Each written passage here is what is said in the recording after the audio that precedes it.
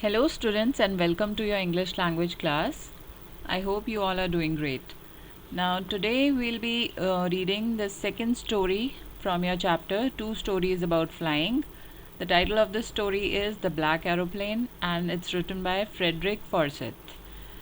Now the story has been narrated by a pilot. One night he was flying his old Dakota aeroplane over France. Now, Dakota aeroplane, as you know, is a military transport aircraft, and here you can see it in the picture. It was a starry night, and he was going to England to spend his holiday with his family. It was an easy journey, and he was in a joyful mood. Now, he looked at his watch. It was 1:30 in the morning. Through his wireless, he contacted the Paris control room. They told him to turn 12 degrees west. He did as directed and found himself 150 kilometers from Paris. And suddenly the narrator saw huge black clouds before him, and it was not possible to fly up and over the clouds since he had not much fuel with him. It was not possible to fly around the big mountains of clouds to the left. Therefore, he decided to take the risk and flew his aeroplane straight into the clouds. Now let us read the story and find out what happened next. The moon was coming up in the east behind me and stars were shining in the clear sky above me. Now, as you know, in the military aircraft, the pilot is mostly alone and he is not accompanied by the navigator or a co-pilot. So here the narrator was all alone in his aircraft and it was night time. And there wasn't a cloud in the sky, it was a clear sky, and I was happy to be alone high up above the sleeping countryside.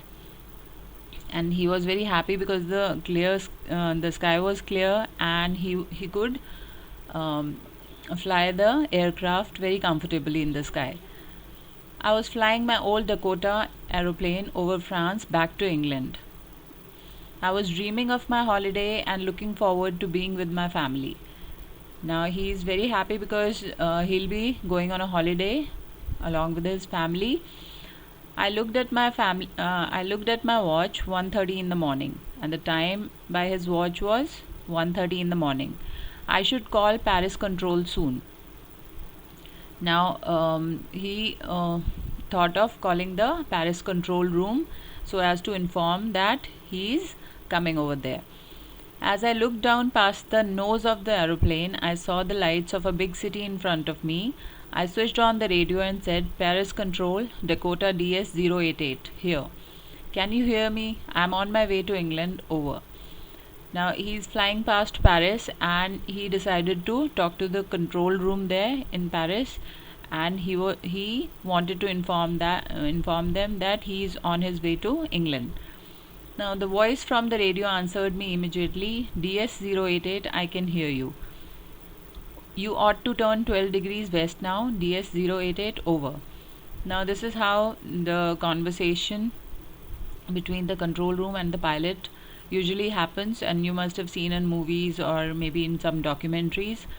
So the control room, the radio answered, and the voice gave him some direction that you have to turn your aircraft 12 degrees west.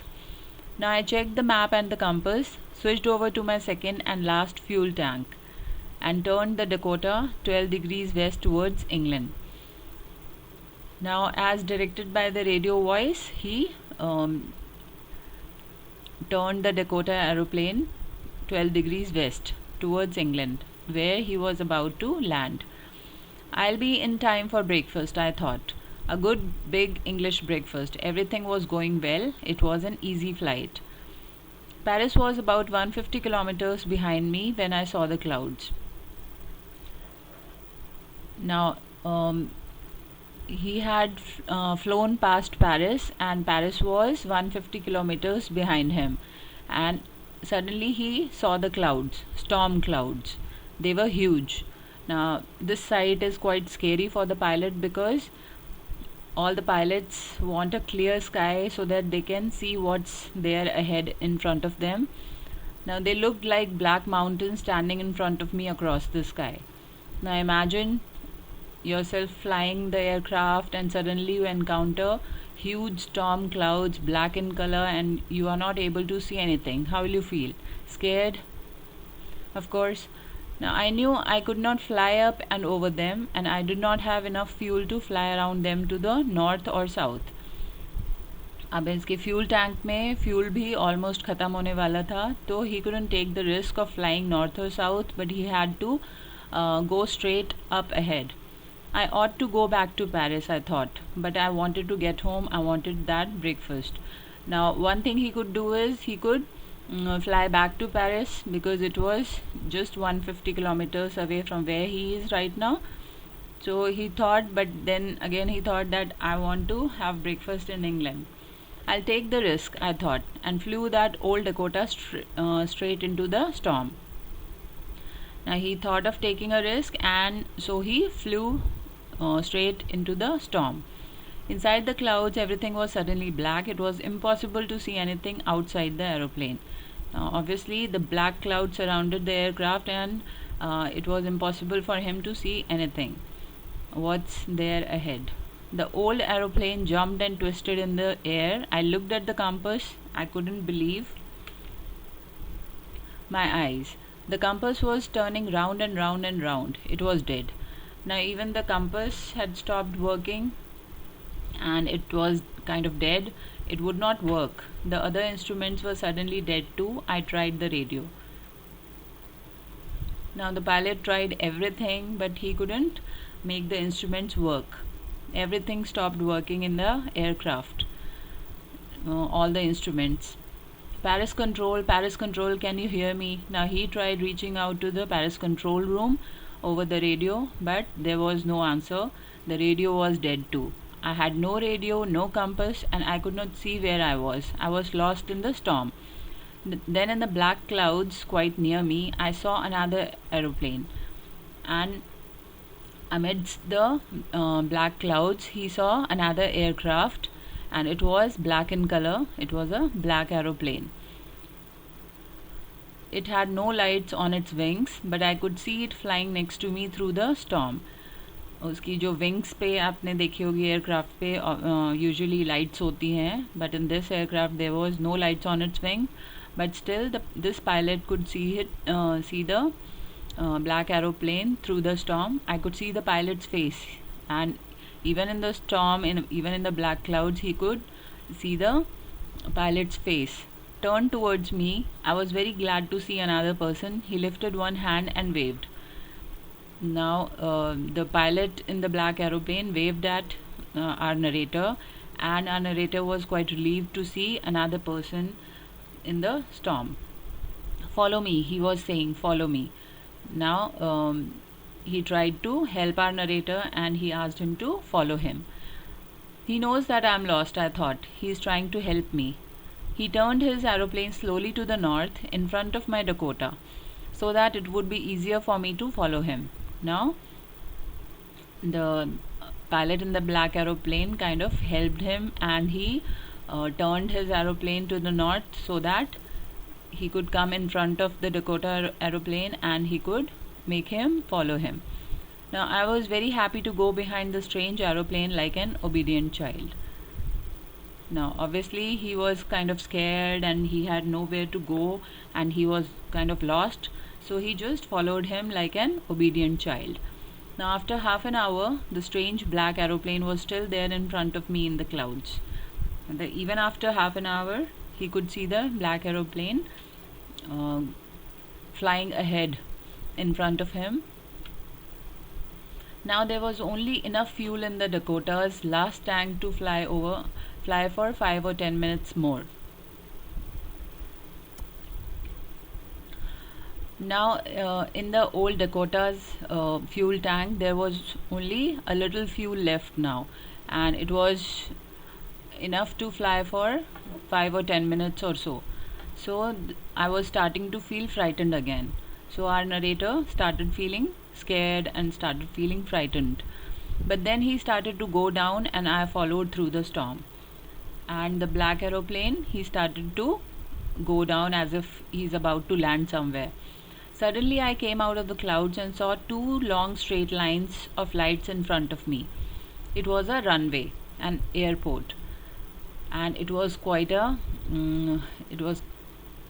relieved feeling for him, because he desperately needed to land the aircraft as the fuel was running out in his aircraft.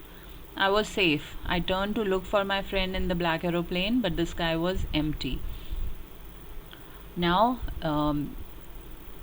our narrator, kind of looked him everywhere, but he could not find the black aeroplane in the sky. There was nothing there. The black aeroplane was gone. I could not see it anywhere.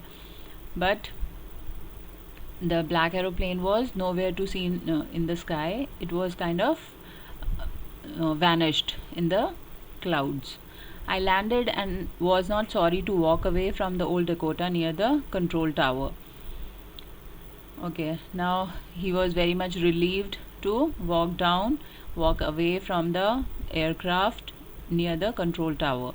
I went and asked a woman in the control center where I was and who the other pilot was. I wanted to say thank you. Obviously, he wanted to say thank you to the black aeroplane pilot for saving his life. Now she looked at me very strangely and then laughed. Another aeroplane up there in the storm? No other aeroplanes were flying tonight. Now the lady replied that there was no other plane other than his own, and all other aeroplanes were not flying tonight, and yours was the only one, which she could see on the radar. So who helped me to arrive there safely without a compass or a radio and without any other fuel in my tanks?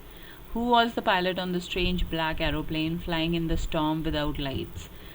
Now he got a shock of his life, that who was the other guy, who was the other pilot in the black aeroplane who helped him in such a drastic, terrible weather conditions when it was impossible to see anything in the sky. Somebody came out of nowhere and he helped him and made sure that he landed safely on the ground. So as you can see, the black aeroplane is a story about a mysterious event, right? So like the miserable pilot, our narrator, was awaiting doom when suddenly he was escorted by a mysterious black plane that appeared from nowhere and disappeared immediately after the writer's plane landed safely on the runway. So this was the story. I hope you've understood the story well, and now you have to write the character sketch of the narrator or the pilot, the narrator pilot, and the unknown pilot of the black aeroplane. Okay, and you have to write the short summary about this chapter, and you have to write the question answers in your fair notebook and submit your work by 3 p.m. tomorrow. Thank you for watching this video.